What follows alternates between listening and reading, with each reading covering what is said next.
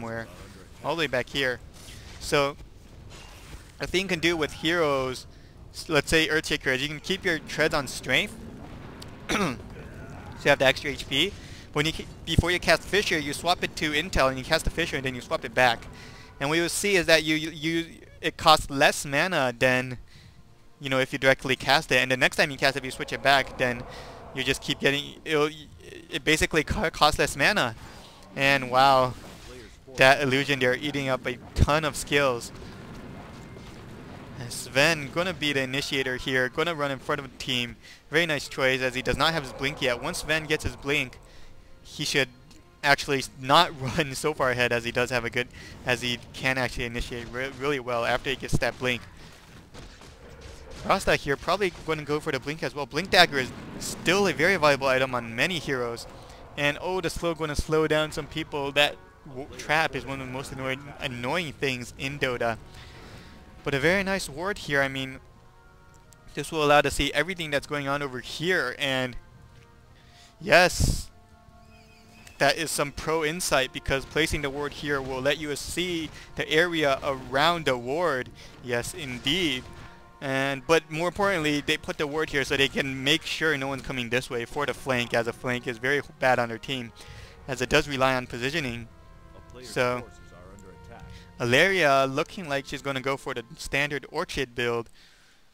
And not sure what Sven's going, but supports are just going to get classic support stuff. Nevermore, I'd like to see him get the Blink Dagger. Either that or go for the Manta and go for the late game build. But he is 09, he knows what he's doing. He knows what their strategy is. And see, nice traps. You want to place the traps around the place. Not like, okay, here and here and here. But they do have wards. So, oh, tower going to be denied. Very nice play again. And yeah, Sentinel still in the lead in head count, but not showing it in items. I mean, true, they are doing a 4-1 turtle strat, as where 4 players basically take on the whole enemy team, and Dusa farms and comes out and then 1v5s the entire enemy team. But LGD definitely saw that coming, and it reflects in their picks, as they have these 5 people who can take down the 4 supports, I guess, picks of Mskii. And right now, early on in this 20-minute game, before Dusa gets Lincolns, or even if Dusa gets Lincolns, I mean, Dusa, after you get Lincolns, he is not actually a very hard DPS yet. He does not have sufficient DPS yet. Like, if you're playing pub and you're Dusa and you have Lincolns, don't think it's like, oh, I have Lincolns, I have the biggest item in the game, I can do whatever I want, I can start attending team fights. No, you cannot. That is the point of Dusa. You get the Lincolns, you have the survivability, but you don't have the necessary DPS. And for me personally, I would not consider Dusa to have the necessary DPS to pwn until she gets the Manta. And yes, that is the item I recommend on Dusa, is Lincoln's, Manta, and then Butterfly. Then maybe going for Aura Beater Lifesteal or Deso. Probably not Deso, since that would be pretty late in the game. Templars has him just blinking around like crazy, but always defensively. I do not know why. I mean, he has played very well so far, but for some reason after you guys Blink Dagger, he has been so defensive and not on the offensive, and they're going to...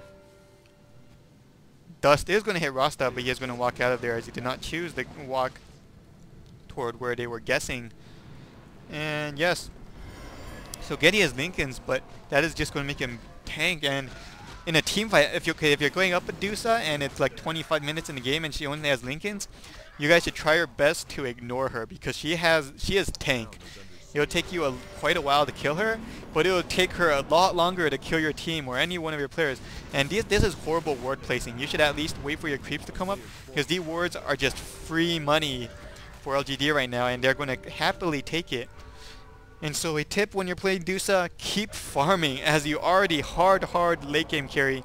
You are not the strong mid game hero. Leave that for your teammates. And oh, it's going to go down Dusa. That's what, but she is very tank, and you should not really go for it. But now her mana shield ran out and is going to go down. So double kill by 2009, and they're still at it. Lion, did Lion just shoot his ult and miss or something? Triple kill by 09. They're still going though as Templar Assassin gets shackled to a tree here, which is really bad. Gonna get the refraction out just in time, which is just gonna let him live a little longer, and ultra kill by 09. Very nice play. As I said, and this proved my point, Dusa living quite a bit there. You see Shadow Fiend casting his ult right next to Dusa. Dusa barely taking any damage due to having Lincolns and just mana shield. And if Nevermore focused more on their team, they would have wiped out your team a lot sooner and then focused down Dusa so fast. But that team fight worked out for them anyways, as Dusa should really not be attending team fights right now. He should definitely farm up and come out once he gets his Manta. And LGD gonna take this tower very easily, and that 5-0 wipe is gonna allow him to bring the head count up from 12-10 to 15-12. Epic play, as their build is finally proving to be useful in this 22-minute mid-game, as Sven gets his dagger now, and that is going to allow him to initiate against this initiationless Mskii team, as Earthshaker going for the Soul Ring and the Treads. I mean, apparently this is standard play now, but I do not agree with it, because this costs like a lot more than a bottle, and Treads cost like about 2 Null Bracers. So it's actually more than the classic bottle into Blink Dagger strat. And I do not see why you wouldn't stick to the bottle to Blink Dagger strat, as ES does roam a fair bit, and you do get a fair bit of runes. And you get that dagger that much earlier, 23 minutes into the game. He should have his dagger, but no, he only has 100 something gold. But he has these items, so I do not agree with that. Templar Assassin's Blink not being used to the fullest. I mean, with Refraction, you could initiate. You blink in there and you stun their initiator or their carry. Not stun, but just lower their defense using your meld. And then cast, and of course you have your Refraction casted. And you'll soak up the whole first round of skills from the enemy using Refraction, which is huge because that burst damage is really crucial. The first round of skills, if they don't manage to kill you, then you are so far in lead. Nevermore getting his Manta, so going to go for the more carry build, as he does not have his blink yet. The ult going to be slowing him down for a little bit. Not that good of an ult, and I gotta say, Sven does blink in, stunning Earthshaker, and will Earthshaker get out of there? Earthshaker very smart. See, okay, gonna comment this on a bit later. Will they get out of there? Yes, they're going to get out very safe. Yes, if you are on the team of people running away, don't stick with your teammates and run away like together. That is not smart. I mean, Earthshaker, if Earthshaker could, normally you would probably just instinct to run with your team. I mean, stick together, be safe, be strong as a team, run together, but that would probably lead to you guys dying together. So Earthshaker branching out from his team, as he does have the lowest HP, he does have the least survival chance.